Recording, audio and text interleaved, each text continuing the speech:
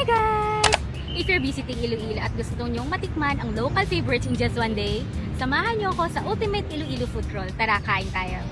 Unang stop natin, syempre hindi mawawala ang famous Lapas Batchoy sa Netong. Mainit ang sabaw, loaded with toppings at perfect pang-start ng food trip.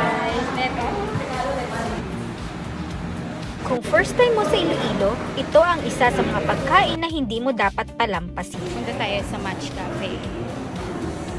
Next, punta tayo sa Match Cafe, dito rin sa La Paz Market.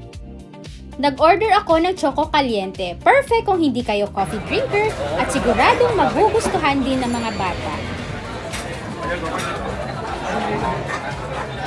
Hey guys, dito ako sa Match Cafe. Nag-order ako ng Choco Caliente.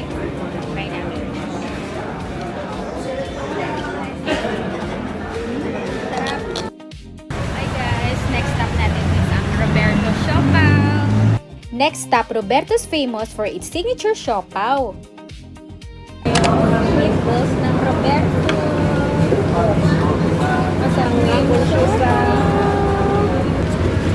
Siopaw ng Roberto. Malaki, loaded at talagang sulit sa bawat kagat. Definitely a must try kapag nasa Iloilo kayo. After ng Roberto's, pwede kayong maglakad-lakad papunta sa Plaza Libertad. Habang naglalakad, makikita mo rin ang Iloilo City Hall. Kaya perfect itong pang quick sightseeing stop bago tumuloy sa next food sa third destination. stop, Carlos. Pagdating natin sa Carlos, silipin muna natin ang kanilang iba't ibang pasalubong. Marami kayong pagpipilian mula sa local delicacies hanggang sa kanilang famous jelly roll. Na perfect iuwi para sa family and friends. Kaya kung may gusto kayong dalhin pa uwi na authentic Iloilo treat, sulit na sulit mamili rito. After mag-shopping, lunch naman tayo. Tikman natin ang KBL, one of the Iloilo's traditional dishes.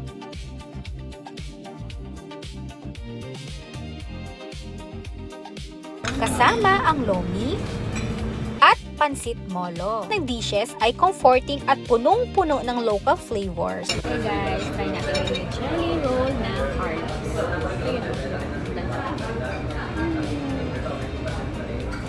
Mas try talaga siya. Masarap. Perfect din pang pasalubong.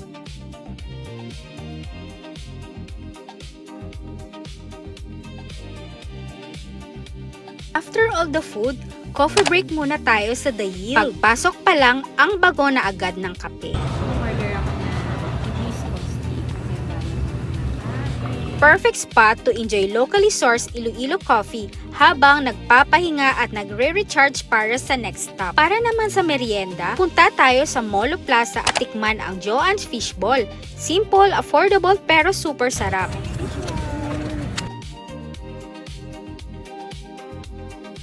Hi, Ma'am Joanne. Original. Stop na namin. At bago matapos ang food crawl natin, dumaan tayo sa Molo Mansion para tikman ang Bye-Bye ice cream ng Happy Endings. Isang unique Iloilo flavor na dapat ninyong ma-experience. And that's our Iloilo food adventure for today. If you're planning to visit Iloilo, save this itinerary for your next trip. Bye!